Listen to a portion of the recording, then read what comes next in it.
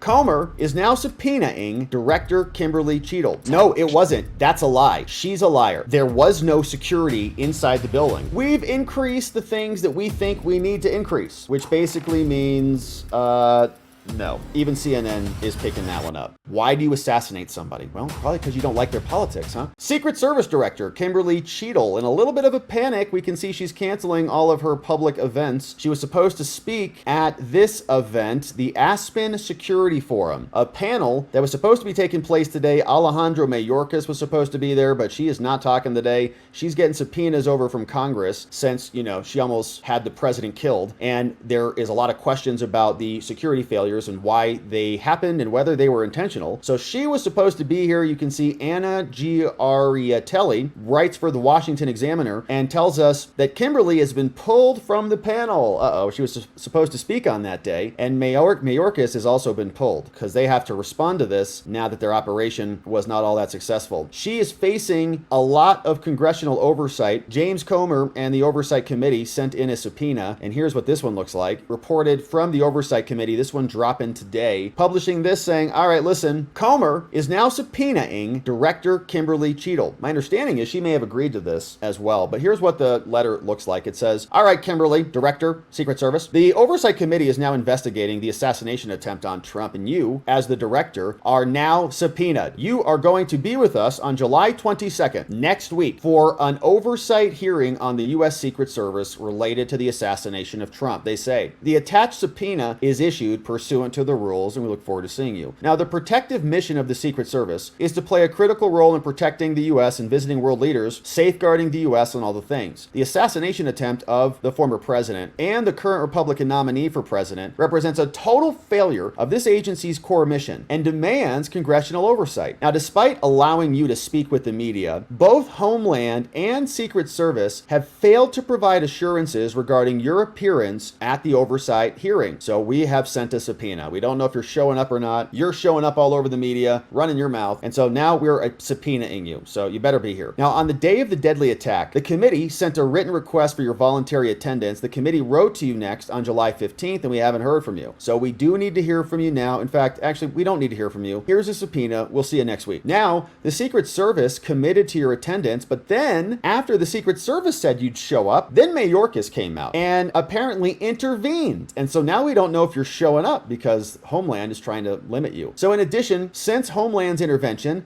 there have been no meaningful updates, no information shared with the committee. And so the lack of transparency and the failure to cooperate with this committee on this pressing matter by both Homeland and Secret Service further calls into question your ability to lead and necessitates the attached subpoena compelling your appearance before the Oversight Committee. If you have any questions about this subpoena and about this deposition, contact my team and know that I'm with the House of Representatives. Sincerely, your friend, James Comer from the Oversight Committee. So that's going over directly to Kimberly Cheatle, and evidently she will be there and tending to appear. And so there's a lot of questions about what she's going to say and what she's going to do. We also know that she's not taking any blame for this. She's saying, well, we were nervous that our agents might slip and fall off the roof because roofs are very slippery and we don't want anybody to sprain an ankle. If they get shot in the head, well, that's a problem certainly, but at least we'll have our ankles. Should that roof have been secure, period? That building in particular has a sloped roof at its highest point.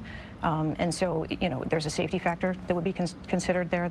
Look at that roof. Look at that. There's sidewalks that are steeper here outside in our front yard in this place. You walk to a grocery store, you're walking up a curb that's steeper than that. Considered there that we wouldn't want to put somebody up on a sloped roof.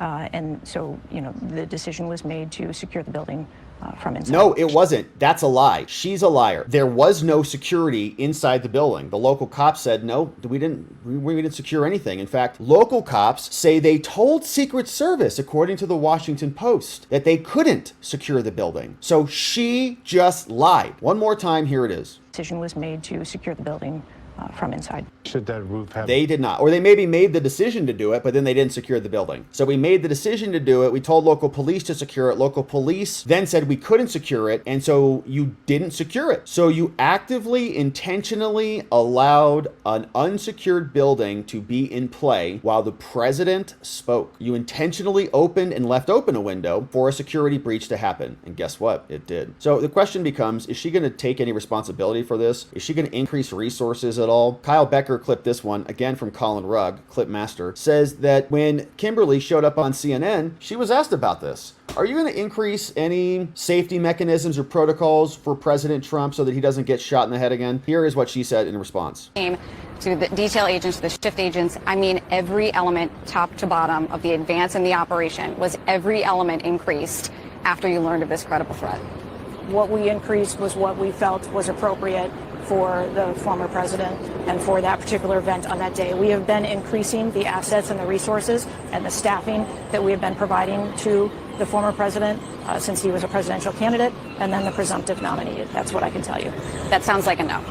I am not saying a no at all. I'm saying that we have continued to increase the resources that we've been providing. You said no. Okay, that's a no. We've increased the things that we think we need to increase, which basically means, no. Even CNN is picking that one up. So Thomas Massey says, look, we need an investigation, and apparently there has been one that has been opened. So Massey posted this. He says, Inspector General Joseph Cuffari is a very capable and conscientious public servant. Says, I'm confident he'll leave no stone unturned in diagnosing the failures of the Secret Service on J13. Congress should also hold hearings immediately. And so this is the individual who is apparently going to be investigating this. David Zimmerman posted about this, says, DHS Inspector General opened an investigation on Wednesday on how the Secret Service failed to prevent the assassination. The objective is, according to the probe, which is to evaluate the U.S. Secret Service process for securing the campaign event. So here's a short notice that they posted on the website. This is all we got. Secret Service process, new report. Secret Service's process for securing former President Trump's July 13th, 2024 event. The project objective is to evaluate the Secret Service process for securing the former president's campaign event. That's it. That's the notice. So, all right, that's the objective. Glad they're looking into it. And Thomas Massey seems to have some faith in the fella. No specific date was given for when the investigation was launched. The newly launched investigation comes after Joe Biden had directed the Secret Service to conduct an independent review. Under scrutiny, Kimberly Cheatle is going to be testifying next week. Homeland has also brought in and invited Cheatle and Wray and Mayorkas to come in and talk about this. The failed assassination attempt was just narrowly avoided and pretty precarious. So we'll see where the investigation goes. Now, one area that has not been talked about a lot, but I've seen some interesting things from the folks on the interwebs, is about this idea that the Trump stock for DJT may have been shorted. Interesting article from Finbold. They posted this. And so shorting means if, in this context, if Trump would have been assassinated, the stock would have gone down dramatically. And so to short the stock, you're betting the stock is going to go down. So if you make that bet and the stock goes down dramatically, you win big. So the idea is that if you bought a bunch of shorts, you thought that the stock was going to go down dramatically. Maybe because you knew something was going to happen. Who are those people? Here's one from Finbold.com. Says, after an assassination attempt on Trump, which sent shockwaves through the political landscape, shares surged more than 60% in early trading on Monday, right? Trump was not shot and killed, thankfully. And so the stock went up. But here's an interesting fact that's bound to raise a few questions, is that short positions against Truth Social doubled between July 1st and July 12th, going from 7 to 15 million shares in what was a record of shares shorted since its trading debut for DJT. Interesting, huh? The surge indicates that individuals or large organizations anticipated a significant drop in the stock's value by July 15th. Weird. A scenario that would have materialized if Trump had been killed. So you can see some of these charts. Here is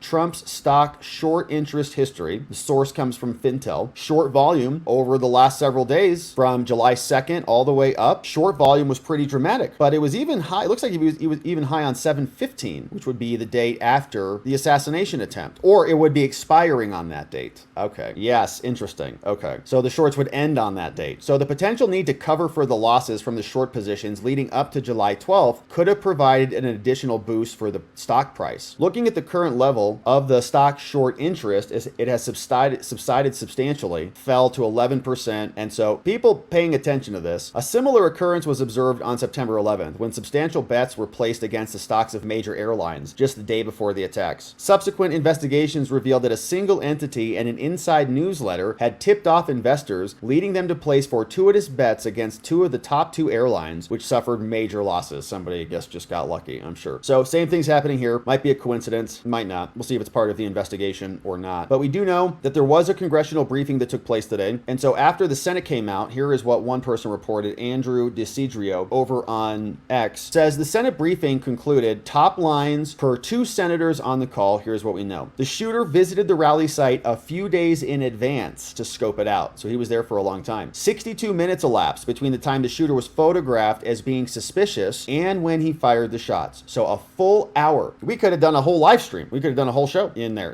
It would have been a short show. We could have done a full show. In fact, we could have done a show and we probably could have solved this. Like if we could have done the show, somebody could have sent a picture in on locals, then we could have shared it and you guys could have, somebody in Pennsylvania would be like, yeah, we'll take care of that. No problem. I know how to walk on roofs. No problem. I'm sure there's many people who can walk on roofs here and have a lot of other skill sets. They should have just called us, man. Anyways, 20 minutes elapsed between the time he was spotted by snipers and when he fired the shots. So he's suspicious. They're following him. They lose him. He sets up. They're just waiting for their pizza delivery. Then 20 minutes go by and they allow him. Now, FBI Director Wray said there's no known foreign nexus to the Iranians or whatever, but no established motive as of now. Wonder what it could be. Why do you assassinate somebody? Well, probably because you don't like their politics, huh? Now, shooter used encrypted comms. Oh, that's interesting. Encrypted communications, and he had little to no social media presence. Encrypted communicate. Who's he talking to? Is he talking to somebody? Why would they be using encrypted communications and no social media presence? Were his friends who were bullying him talking to him on encrypted communications app, or was that maybe his handler? Good question. But all right, that's what the Senate now knows, and